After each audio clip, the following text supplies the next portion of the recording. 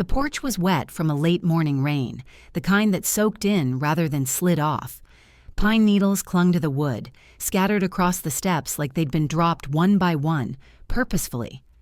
I stood there a long time, holding the envelope. My bag was still in the trunk. I hadn't knocked yet. Through the front window, the lace curtains moved slightly.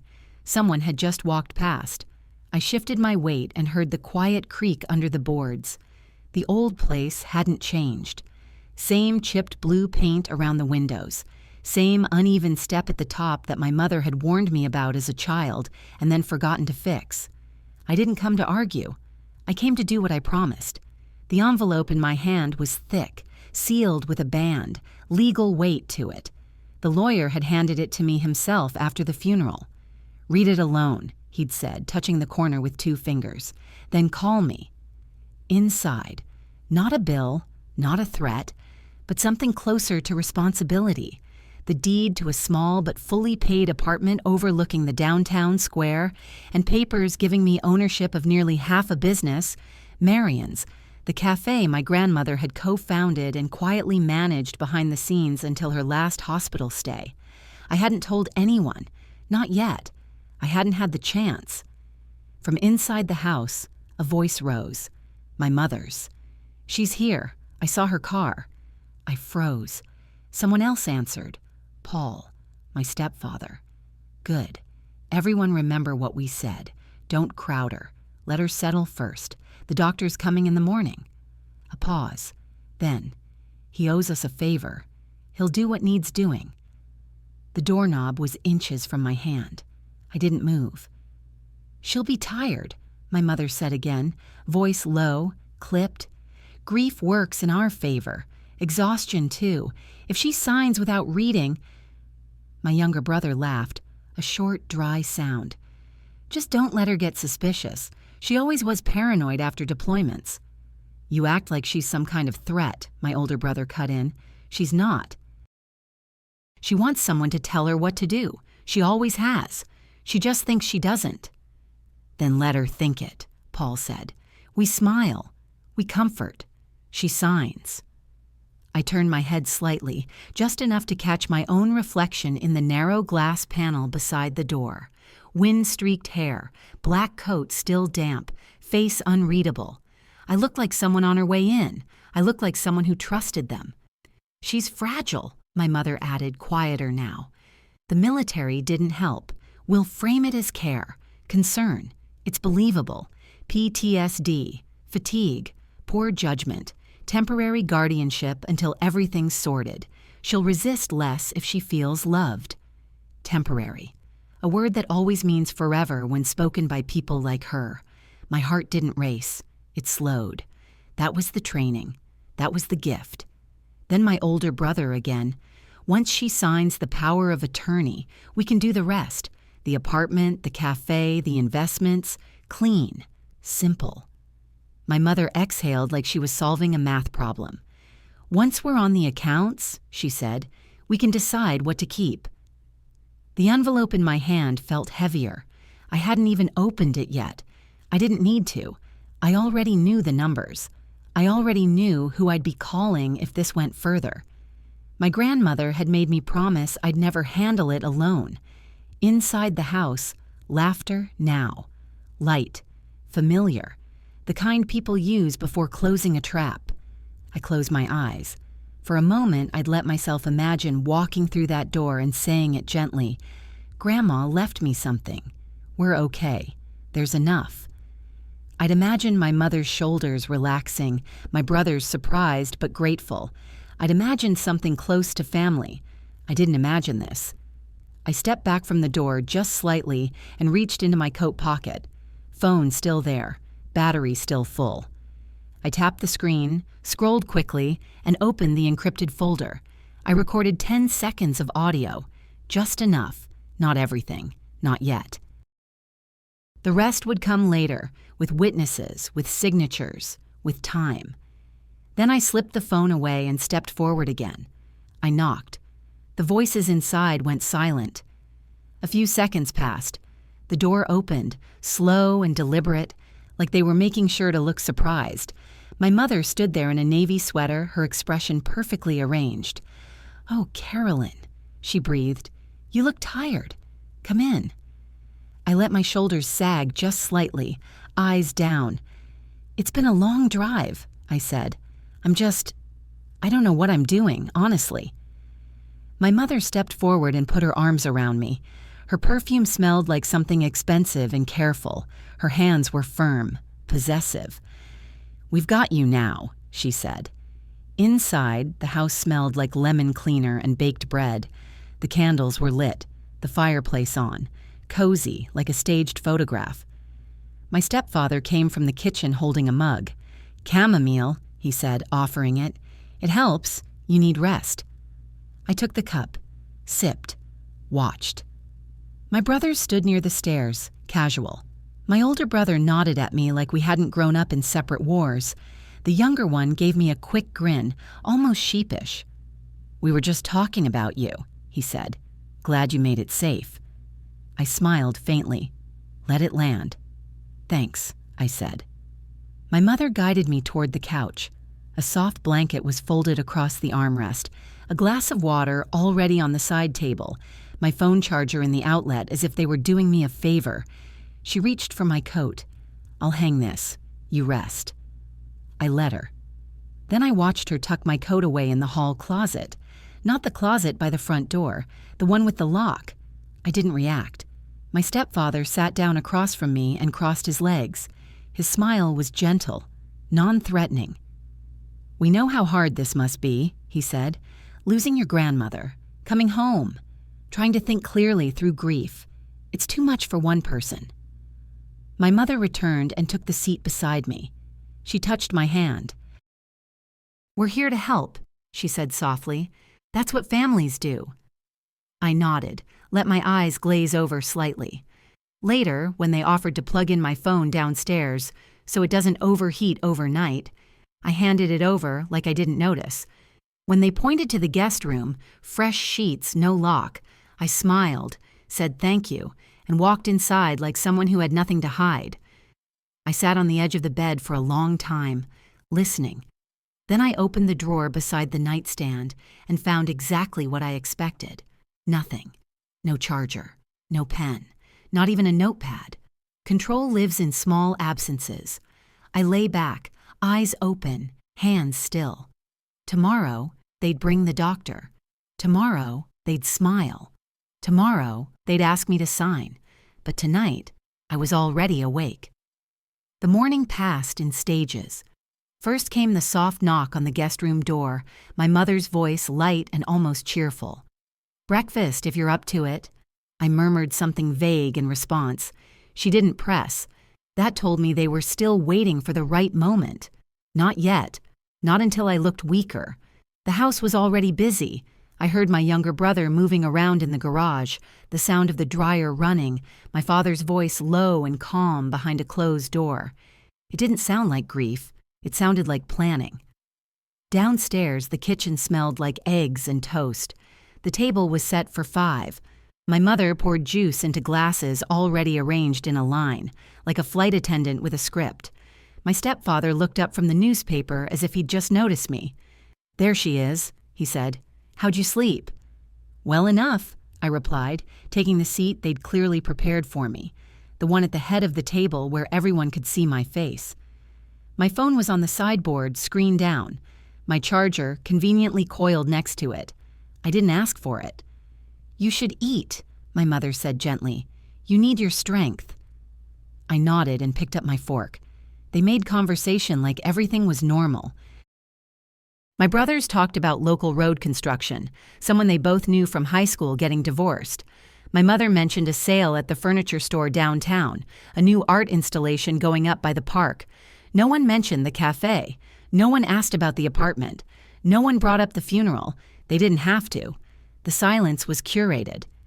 Halfway through the meal, my mother reached over and touched my arm lightly. "We're having someone stop by later," she said. "Just a quick check-in. You've been through so much. We want to be sure you're okay." My fork paused just briefly. "Someone from the church?" She smiled as if I'd said something sweet. "No, honey. A medical professional, just to talk. He knows the family. I set the fork down. I didn't request that. No, of course not, my stepfather said quickly, but it's routine. Post-grief, post-deployment. These things can take a toll. I looked down at my plate. Right. He just wants to hear how you're doing, my mother added. No pressure, no decisions today. I nodded like I understood, like I believed them. The doctor arrived just before noon. Tall, tan, the kind of face that sells retirement homes and specialty vitamins. He wore a blazer over jeans, no tie. Professional but casual, harmless. The kind of man who disarms people by pretending he's not evaluating them. Caroline, he said warmly, extending his hand. I'm Dr. Green. I knew your grandmother. I shook his hand. Did she know you were coming? She wanted us to take care of you. I smiled, quiet and vague. He asked to speak with me privately. The living room was already set. Fire still crackling, tea on the coffee table. I sat on the edge of the couch while he settled into the armchair across from me. My mother hovered by the kitchen, just visible through the open archway. So, he began, how are you sleeping? Well enough. Any dreams? Disturbances? Nothing I can't handle. He nodded slowly, made a note. Any mood swings? Moments of emotional volatility? I looked at him. I buried someone I loved 3 days ago.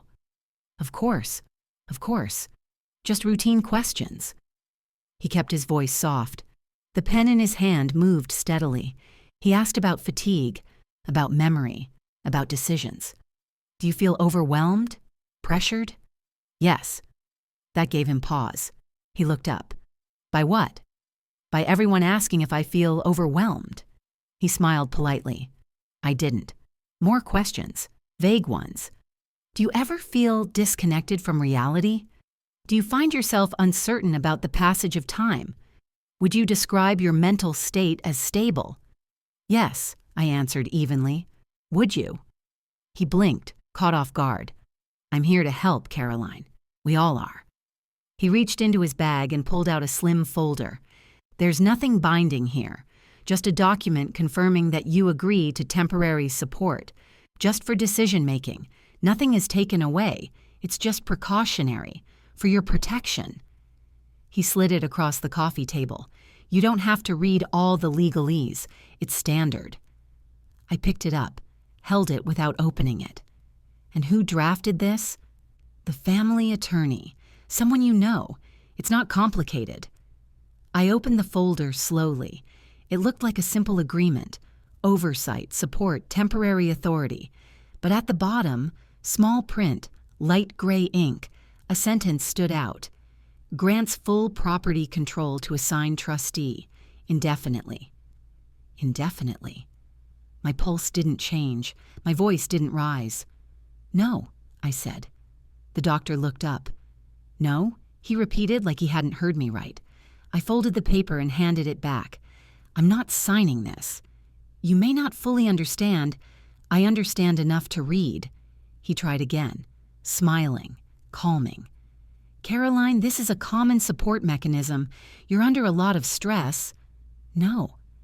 The words sat between us. He hesitated. They told me you'd be cooperative. I stood up. I'm not confused. I'm not fragile. And I'm not signing anything today. Behind him, in the kitchen, my mother had frozen, her hand on a teacup, her mouth just slightly open. Mrs. Clark appeared at the front door 15 minutes later, uninvited, holding a plastic container of banana bread and her usual purse full of opinions. She looked at me, then at the doctor, then at my mother, who was pretending to rearrange the spice rack. You okay, sweetheart? She asked me, her voice louder than usual. I'm fine, I said. She nodded once, then turned to the doctor and smiled like a knife. Did she ask what she was signing? He blinked. Excuse me? You heard me, Mrs. Clark said, stepping fully into the room. I've seen enough girls sign away their lives because someone told them it was just a formality. My mother crossed the kitchen quickly, voice too high. We're just trying to help.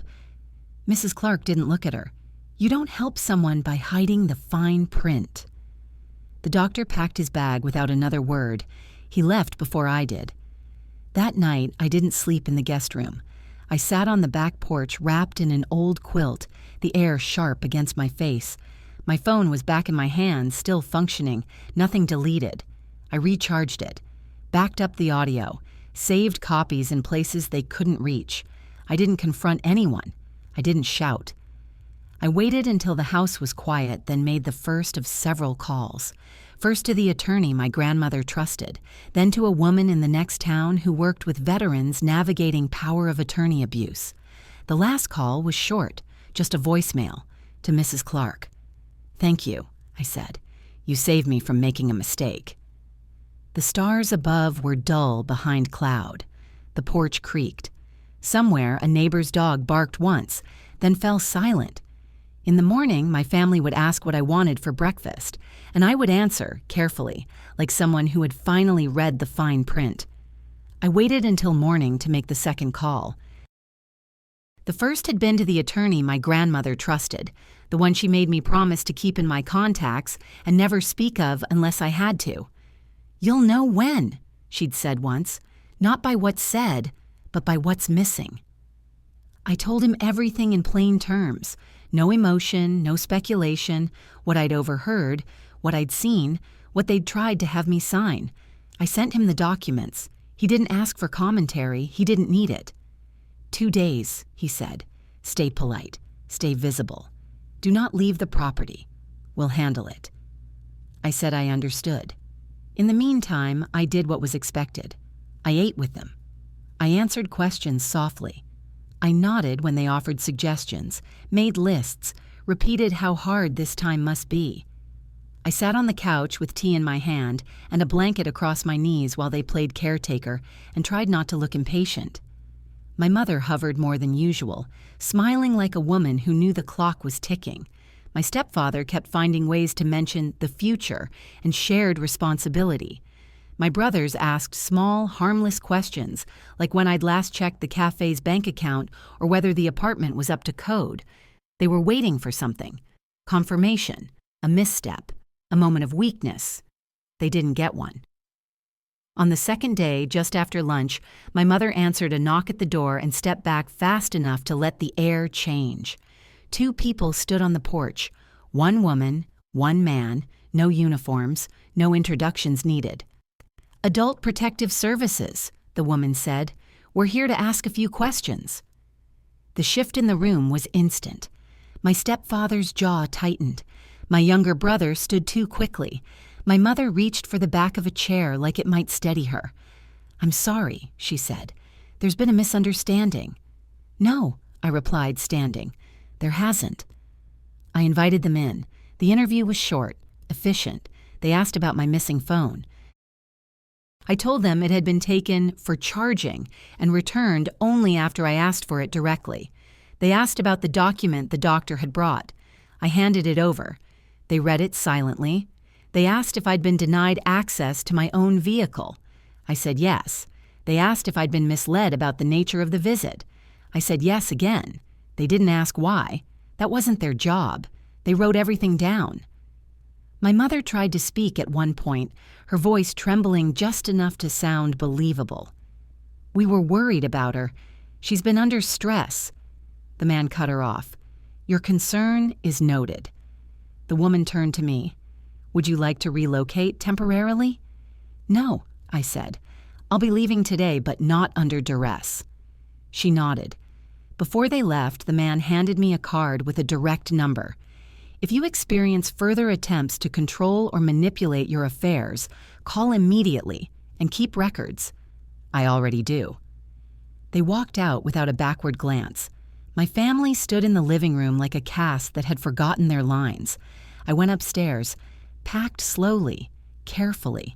I didn't rush. I folded everything the way I'd learned in the service. Tight, orderly, ready to move. When I came down, I placed a note on the hallway table. White paper, black ink. My handwriting was steady. I won't sign anything without counsel. Any further attempts to control my life will be documented. You are not my guardians. You are not my legal advisors. You are not entitled to what you did not earn." I left the key to the guest room beside it. At the door, my mother spoke. "You're tearing this family apart." I didn't turn around. "No," I said. "I'm refusing to be torn down." The screen door clicked behind me. The sound was familiar, final. I drove straight to the apartment, my name on the mailbox, my key in the lock. The place smelled faintly of cedar and something herbal, probably the candle my grandmother always lit near the windowsill. Inside, it was quiet, clean. The kind of silence that doesn't ask anything from you. I made tea. Then I called the attorney again. "The trust is now active," he said. "You're the sole beneficiary." "What about the cafe?" "You own 49%. The remaining shares are held in a separate trust. Your grandmother appointed a silent co-trustee. You'll meet him next week." "Who manages operations?" "You do. You hold the majority of management control per the articles." I let that sink in. He continued, "Your family has no legal claim to any of it." "Will they try?" "Likely, but they'll lose." "What happens next?" "Now you get to live." I said thank you and hung up. Later that night, I lit the candle in the kitchen, the one with the faint herbal scent, rosemary and mint, my grandmother's favorite. I opened every drawer in the apartment, checked every cabinet, nothing hidden, everything labeled, order, clarity. In the top drawer of the desk, I found a stack of notebooks, her handwriting on every page, receipts, ideas, dates. Quiet records of a woman who had built something real while everyone else assumed she was just old. She'd tracked everything, including the shares. On the last page of the final notebook, a single line: "You'll know who they are by how they act when they think they've already won." I closed the notebook and left it open on the desk. The next morning, I drove to the cafe. It was already open. Lines out the door. A teenager behind the counter called out orders with the speed of someone who had learned to move fast but not rush. A manager I didn't recognize greeted me, then froze when she saw my face. "You're Caroline," she said, recognizing me at last. I nodded. She stepped back. "She said you'd come." "Did she leave anything?" The manager reached under the counter and pulled out a small envelope. Inside, a key card, a written code, and a list of employees. At the bottom, "Respect them, and they'll follow." I thanked her and walked through the staff hallway to the back office, my office now. The door shut behind me with a solid sound. I sat down, opened the laptop, and logged in. Everything was clean, books balanced, schedules intact. A note on the desktop screen read, "You don't have to fight, you just have to keep the door shut." I did. By the afternoon, the first email arrived from my mother. The subject line, "Please call." I didn't open it. The second came from my stepfather. "We need to talk." I archived it. The third from my older brother. "This isn't what she would have wanted. No attachment, just guilt." Deleted. They stopped after that. By the third night, I had changed the locks on the apartment, updated passwords, notified the cafe staff that I'd be introducing myself formally by week's end. They didn't question it. The fourth day, I received a letter from the family attorney, the one they'd used, not the one I trusted. He requested clarification on the trust, a meeting, cooperation. I forwarded it to my lawyer. I didn't respond. I learned to sleep again, without locking the bedroom door, without keeping my bag packed. I learned the rhythm of the apartment, the sound of the fridge at night, the way the windows clicked when the wind shifted. I kept my own records. I answered only the calls I wanted. I worked quietly. One evening, I walked down to the square near the apartment and saw Mrs. Clark sitting on a bench, a book in her lap. She looked up as I approached. "Well," she said, "you didn't burn the house down." "No," I said. "I just turned off the gas." She smiled. "I like the quiet," I added. "You earned it," she said. "Don't waste it explaining yourself." I sat beside her. We didn't speak again for a while. Just watched the square as people moved past, slow, unhurried, unaware, the way I liked it. The apartment settled around me like it had been waiting. Light came in differently here. Softer through the high windows, falling across bare walls and wooden floors that didn't creak underfoot. I bought plants. I didn't name them. I watered them when I remembered, and they lived anyway. At first, I kept habits from the old life. Boots by the door, everything folded tight in drawers, my ID and cash close to the bed, a full tank of gas. I waited for noise, for pressure, for the sharp edge of obligation sliding in through a voicemail, a knock, a favor disguised as family. None came. I had underestimated the silence, not its presence, but its weight. Some nights it pressed against me like armor I hadn't removed. Other times it felt like space to expand into. I cooked more, ate slowly, sometimes standing, sometimes barefoot with the fridge open and the doorbell silent. The cafe thrived. I didn't need to overhaul anything. My name was on the documents, but the staff already ran the place like it was theirs. I showed up quietly, mornings mostly, clipboard in hand, and listened. I asked questions they didn't expect someone like me to ask. Are the prep hours enough? Who makes the schedule? What do you wish customers knew? They answered honestly after the first week, carefully at first, then with trust. They weren't used to being heard without being judged. I didn't tell them about the family. I didn't talk about the apartment or the funeral or the envelope. That part stayed sealed. I wasn't hiding it. I was choosing where it belonged. And it didn't belong here. Not among flour dust, espresso grounds, and the quiet rhythm of competence. On Saturdays, I opened the cafe with the team, wiped counters, checked deliveries. When things slowed mid-morning, I sat near the window with a black notebook and wrote down what worked. Not goals, not vision boards, just proof that peace doesn't have to be loud to be real. When people asked about the military, I answered simply, logistics, personnel, mostly overseas. I let them fill in the rest. No stories, no medals. No edge. Just a woman who used to move other people's lives around and now moved her own.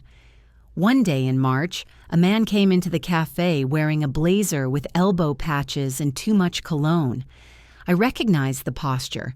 He was sent. Not by the family attorney, he was too polished, but someone connected. He didn't order anything, just asked if the owner was in.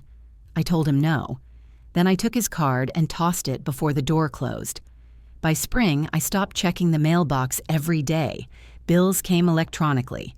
Letters from my mother didn't. Not anymore.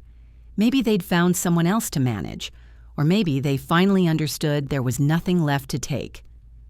I started volunteering with a veterans financial advocacy group in Tacoma, the kind of place where stories didn't begin with courage but with theft, families siphoning paychecks, parents co-signing loans and defaulting, brothers showing up with stories about need that turned into debt.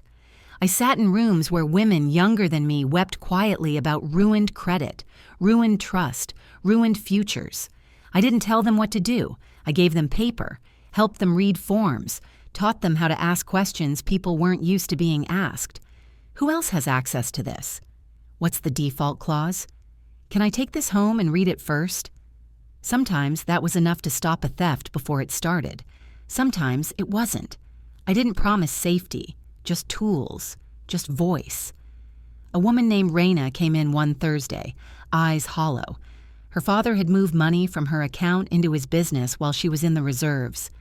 He said it was temporary, she whispered, just until the end of the quarter. How much? I asked. She hesitated. 42,000. She had no records, no contract, just a trail of bank statements and shame. He's still your father, I said, but you're still his daughter, not his wallet. She stared at the paper, then nodded. I gave her a list of attorneys. She didn't ask if I thought it would work. She just folded the list in half and walked out straighter than she walked in. That was the only reward, a shift in posture. One evening, I got a text from my younger brother. "You've changed." I stared at it for a long time. He wasn't wrong. I didn't reply. Not because I was angry, because nothing needed saying. He wanted the version of me who nodded, who signed without reading, who mistook approval for affection. That person wasn't missing. She was archived. The version he saw now didn't need him. That was the change. Later that month, I ran into Mrs. Clark again, at the farmer's market. She was arguing with a man about the price of pears and winning. When she saw me, she pointed at the table like she expected backup. "These are bruised," she said, "and I don't pay full price for bruises." The vendor blinked, then agreed. She turned to me, satisfied. "You look well." "I am." "Still locked up tight?" "Not locked," I said. "Just private." She nodded. "Good. Some people think privacy is rudeness. They confuse access with intimacy." She picked out 2 apples and handed one to me. "For the walk home," she said. I took it. Halfway back, I passed a woman standing beside a mailbox with 2 children arguing at her knees. She looked at me. Not directly, just that quick scan strangers do, judgment or curiosity or habit, and then she looked away. That was the test, to walk past people who didn't expect anything from you, who didn't frame you in a story they'd already written, who didn't calculate how much of you was usable. It was quiet. I kept walking. That night, I sat by the window with the lights off. The city outside was small from this angle, cars moving like tiny decisions, signals blinking like held breath. The apartment didn't echo anymore. It held. I opened my grandmother's notebook again. The last page was still blank. I wrote, "Freedom isn't revenge. It's choosing silence when noise is expected. It's not being known. It's being safe." The next morning, I brought coffee to the advocacy center and opened a new folder. A woman from Spokane had sent documents ahead. Her parents were trying to access her military disability payments through a shared address loophole. The case was technical, dry, easy to miss if you weren't looking. But I was. I highlighted the clause, wrote a note in the margin. Then I called her. "Don't panic," I said, "just document." She exhaled like she'd been holding breath all month. "Read everything before you sign, and if it doesn't make sense, ask who benefits if you don't." There was a pause on the other end. Then, "Thank you." I didn't say, "You're welcome." I said, "You're allowed." That afternoon, I walked past a bookstore with a handwritten sign in the window. "Quiet people make loud libraries." I stood there for a moment, then went inside. Bought a book I didn't need. Read the first page while standing in the aisle. The first line, "Some people survive by staying still until no one's watching." I closed the book and paid in cash. The cashier didn't ask for my name. I didn't offer it. Later that night, the power flickered in the apartment. A brief outage, long enough for everything to fall dark. I didn't panic. I sat still. The candlelight was enough. The backup battery clicked on a minute later. The hum of the refrigerator resumed. I got up, boiled water, made tea. Freedom wasn't noise. It was that moment when the lights came back and nothing in me braced for what might follow. Just breath, just space, just mine. Summer came slowly. The cafe ran itself. I oversaw payroll, reviewed vendor contracts, met with the accountant once a month. She was efficient, blunt, good at her job. We never talked about anything except numbers. I liked her for that. The apartment filled with things I chose. A framed map of nowhere in particular. A ceramic dish for my keys. Curtains I didn't ask anyone's opinion about. No photos, no faces staring back. One morning, I opened the mailbox to find a legal envelope. From the family attorney. I didn't flinch. Just opened it at the counter. Inside, a request for mediation. Not litigation. Mediation. My mother's name was listed first, followed by Paul's. My brothers were mentioned as interested parties. The language was careful. They were offering reconciliation. They wanted to discuss misunderstandings regarding estate distribution. I stared at the page for a long time. Then I put it back in the envelope and slid it into a drawer with old receipts and appliance manuals. I didn't answer. A week later, a second letter arrived. This one handwritten, just 3 lines. "We're still family. Don't let one mistake define everything. Come home." There was no signature. I folded it in half, tucked it behind a drawer organizer, left it there. Some things don't need a reply. Later that month, the Veteran Center asked me to speak at a quiet fundraiser. Nothing big, just a few people in a borrowed conference room with bad lighting. They wanted a story about recovery. I said no. They asked if I'd come just to listen. That, I said, I could do. I sat in the back, took notes, passed a water bottle to the woman beside me when she started to shake. Afterward, she touched my hand and said thank you. I hadn't said a word. Sometimes presence is louder than performance. Outside, I walked to my car in the dark. The streetlight blinked once, then held. I drove home without music, just the sound of tires on pavement, the turn of the key in the ignition, the steady hum of something built to last. When I got back, a neighbor had left a pie on the doormat. No note. I didn't knock to ask who. I didn't need to know. I just brought it inside. I didn't eat it right away. I stood at the counter, looking out the window into the dark, quiet city, and felt the deep calm that comes not from winning, but from no longer being in the game. The next day, I opened a new account. Not a bank account, a document file. Title, "What They Can't Take." Inside, 1 sentence. I know who I am without their permission. I saved it. Closed the lid. Went to work. The cafe was short-staffed that week. I stepped in to help. Brewed coffee, washed dishes, took orders. People smiled at me like I was just someone who worked there. That was the best part. That they didn't know, didn't ask, didn't guess. That I could choose silence. That I could leave the past closed. That I could walk into a room and not be expected to give anything away. That home didn't mean permission. It meant control. Not over others, just over myself.